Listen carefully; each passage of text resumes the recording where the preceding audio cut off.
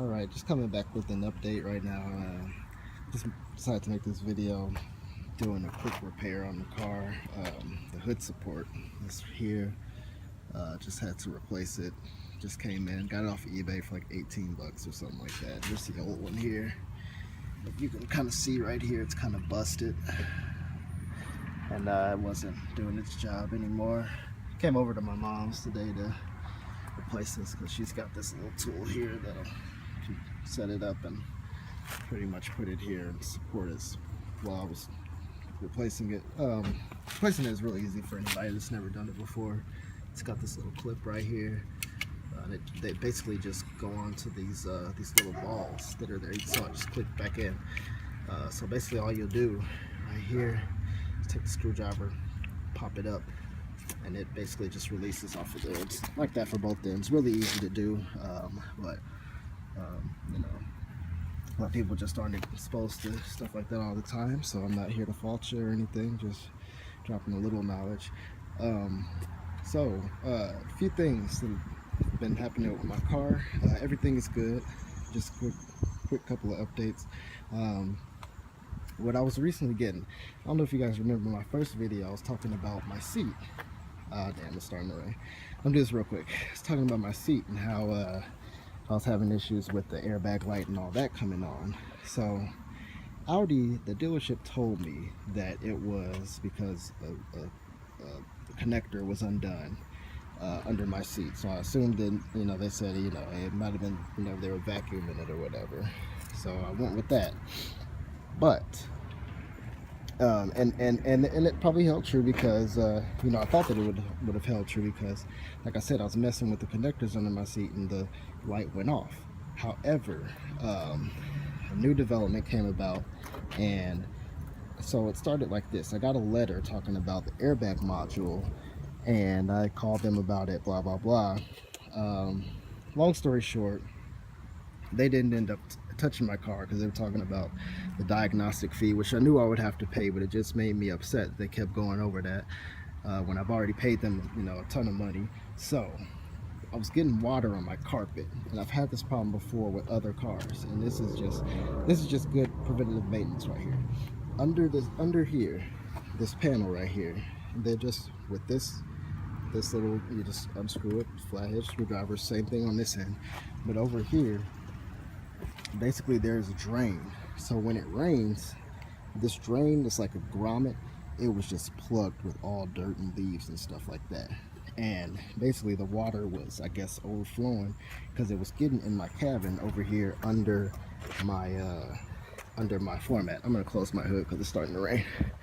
But basically I just cleaned that out, just ran a vacuum through it, and really that's just good maintenance, good measure, you know, to be completing. But it's rained a couple of times here, and I've gone through a couple of car washes. I've had no issues anymore whatsoever. So a lot of the stuff, the electric stuff, if water is getting in your cabin, I'd suggest really any car that you have, but especially this one because I know about it because it might happen to my car.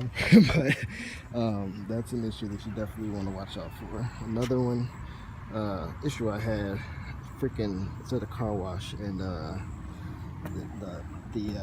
hose, like the gun, the hose got caught on my side view mirror and pulled the gun out of the holster thing, and it just smacked the side of my freaking door.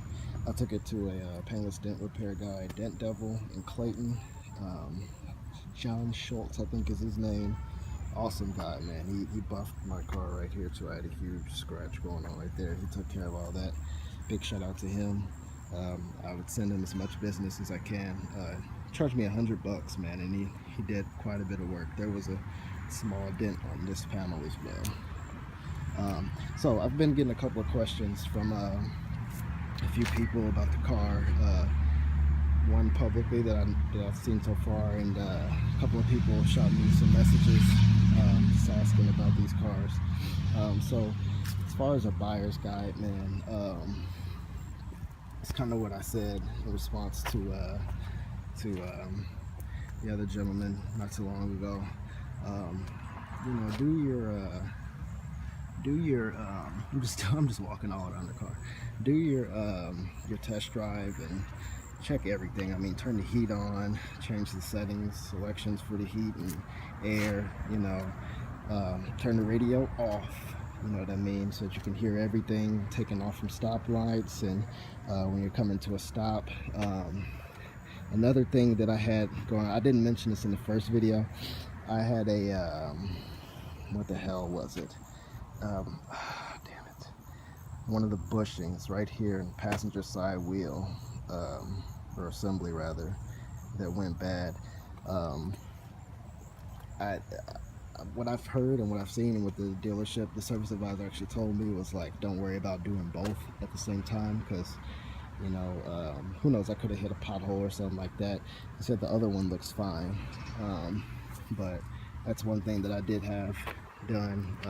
Again, I'm at about 125,000 miles now, but buying a car, I'm getting off track here, guys, I'm sorry.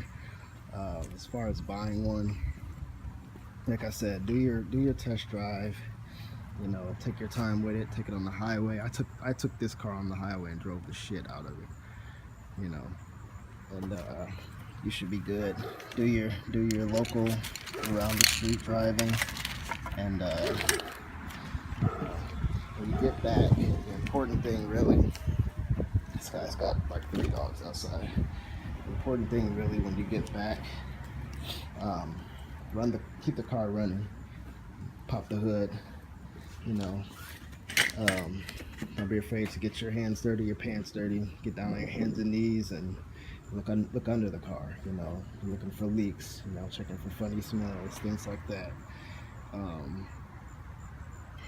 You know, really this is just with any car that you're looking to purchase, funny sounds, you know, before and after, you know, having the car running.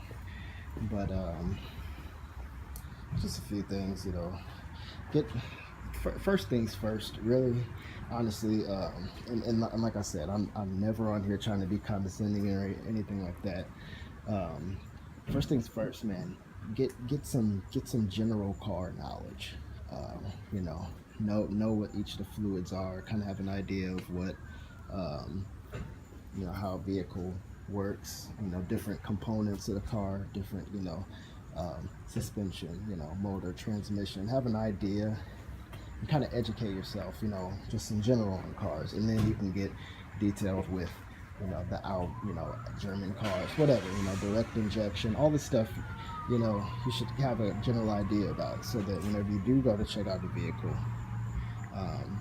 you know, you're not just completely in the dark. Same thing for the service. And it's kind of one thing I wanted to say. You do want to have a little money, you know, saved up or put aside, or you know, with one of these cars. I mean, it's any used car, man. You're gonna have these repairs that you need to get done, things like that. Did you check the mail? Is that thing? No, I didn't check it. What? Oh, you don't know. Oh, you're good. But yeah, just have an idea about all that stuff, you know, before you go in, and you should be good. All right, thanks, guys.